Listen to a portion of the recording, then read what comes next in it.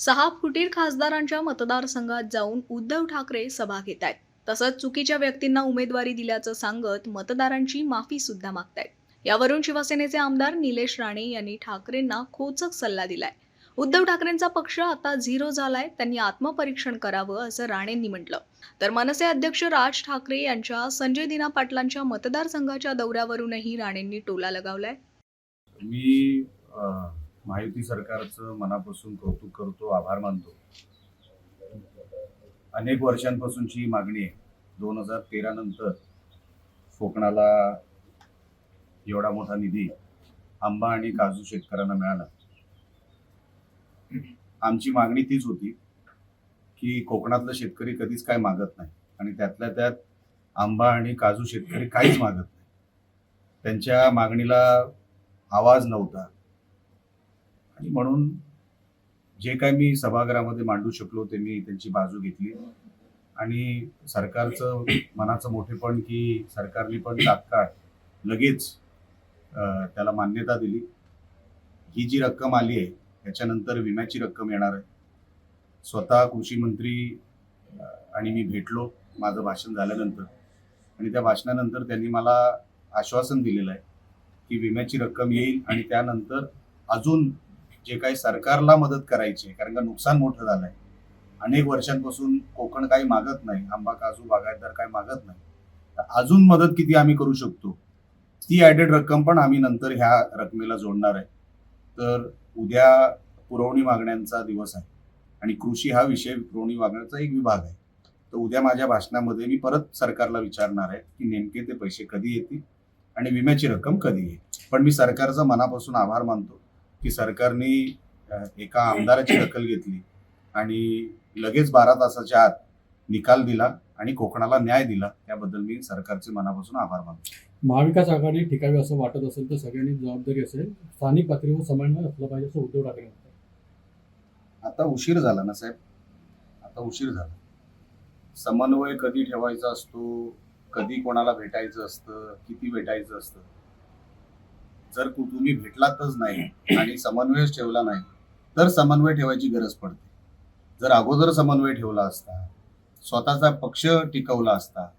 आता काँग्रेसलाच असं वाटायला लागलंय की आम्हाला आता उभाटाची गरज नाही, म्हणून आता असं वाटतंय उद्धव साहेबांना की आता समन्वय ठेवला पाहिजे, कारण का आता पक्ष झालाय त्यांचा झिरो आणि आता काँग्रेस ठरवणार त्यांना राहायचंय की नाही उद्धव साहेबांबरोबर. अशी परिस्थिती वाईट वाटतं, पण ती वस्तुस्थिती आहे. उद्धव साहेबांवर हे दिवस आले कारण का अगोदर समन्वय आणि अगोदर आपली ताकद टिकून ठेवली असती तर नंतर सांगायची गरज पडत नाही की समन्वय आता ठेवला पाहिजे. इमान राखाव कोण म्हणतोय, बैमानी म्हणतोय. ज्याने सेनेसोबत बैमानी केली ते देवेंद्र फडणवीस सोबत सुद्धा बैमानी करत असं उद्धव ठाकरे म्हणतात. आता उद्धव साहेबांचं काय झालंय की ते आता बोलत राहणार काही ना काहीतरी. आता त्यांना ते सहन होत नाहीये, तोल जात चाललाय आणि कोणाचंही मानसिक संतुलन बिघडणारच ना एवढं सगळं नुकसान झाल्यानंतर. पण मी काय एवढा मोठा माणूस नाही, पण मला असं वाटतं की दुसऱ्यांवर टीका करण्यापेक्षा त्यांनी आता स्वतःवर आत्मपरीक्षण करावं. पक्षाला कसं वेग देता येईल, कसं मोठं करता येईल, त्यांनी इंटरनल आता एकमेकांशी बोललं पाहिजे. बघा, लोक त्यांच्याकडून फुटतायत, हे फुटून कोणाकडे चाललेत ते महत्वाचं नाही, तुमच्याकडून का फुटतायत त्याचं कधी आत्मपरीक्षण आपण करणार आहात की नाही, की नुसतं दुसऱ्यांवर टीका करणार आहात. संजय राऊतांसारखा माणूस तुमच्याकडे आहे, त्या माणसामुळे झालेलं नुकसान आणि इतर सगळ्या गोष्टींमुळे झालेलं नुकसान आपण कधीतरी त्या विषयावर चर्चा करणार आहेत की नाही इंटरनल पक्षामध्ये, की नेहमी दुसऱ्यांवर टीका करणार. अहो, दुसऱ्यांची चूक काय? तुम्ही उद्या माझ्याकडे आलात, माझ्या पक्षामध्ये आलात, माझी काय चूक? तुम्हाला तिकडे योग्य वाटत नसेल म्हणून तुम्ही माझ्याकडे आलात ना. तर तसं वातावरण तुम्ही का तयार केलं नाही तुमच्या पक्षामध्ये? आणि जर हे तयार होत नाही, तुम्ही रोज उठून टीका करणार, हे काय बरोबर नाही. हे कधीतरी थांबलं पाहिजे आणि त्यांनी स्वतःहून उद्धव साहेबांनी आत्मपरीक्षण केलं पाहिजे. उद्धव ठाकरेंनंतर आता संजय दिना पाटलांच्या मतदारसंघामध्ये राज ठाकरे सुद्धा आता फिरणार.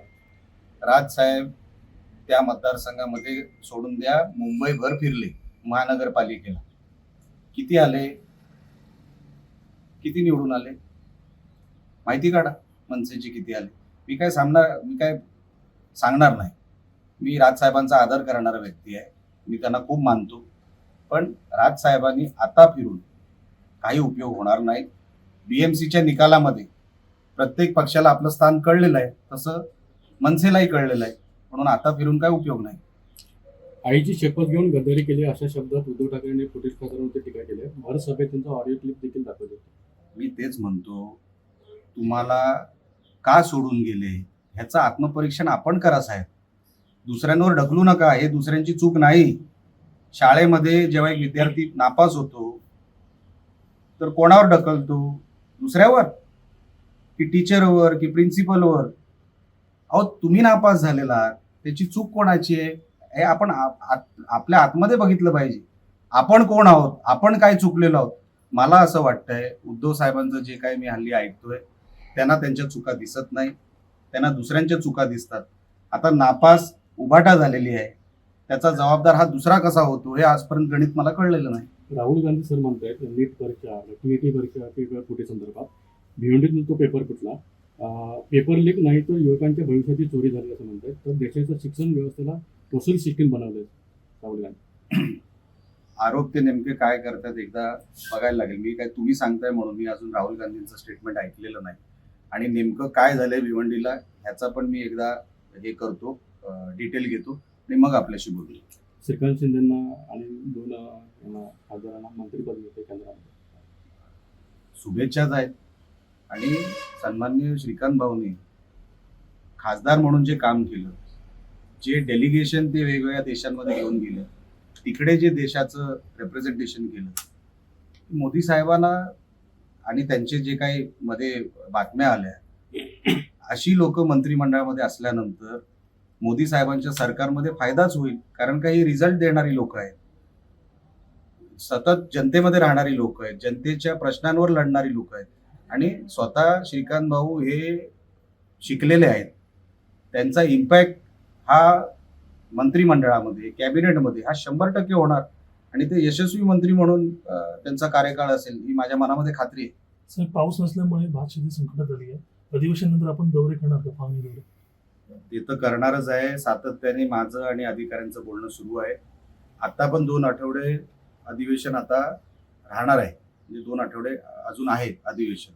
त्या काळामध्ये पण आपण काय सरकारकडे मागता येईल, उद्याच कृषी विभागावर चर्चा आहे. मी सगळी डिटेल घेतोय. जेवढ्या जोरात आपण आंबा काजू या विषयावर भांडलो किंवा बोललो, तसंच भात शेतकऱ्यांसाठी पण आपण सरकारकडे मागणी करणार आहोत, आणि अधिकाऱ्यांशी माझं बोलणं सुरू आहे. साहेब, एक व्हिडिओ व्हायरल होतोय राजेश्री सरकारचा 40 लाखाची कंपनी मागितली. बघा, हल्ली व्हिडिओ खूप व्हायरल होतात. ते AI जनरेटेड आहे किंवा एडिटेड आहे हे अगोदर तपासलं पाहिजे. आता किती रोज व्हिडिओ येतात, उद्या कोणाचेही व्हिडिओ येत आहेत. हल्ली काय त्याला काय मान मर्यादा काय राहिलेलं नाही, म्हणून तो व्हिडिओ ऑथेंटिक आहे की नाही एकदा तपासावं लागेल.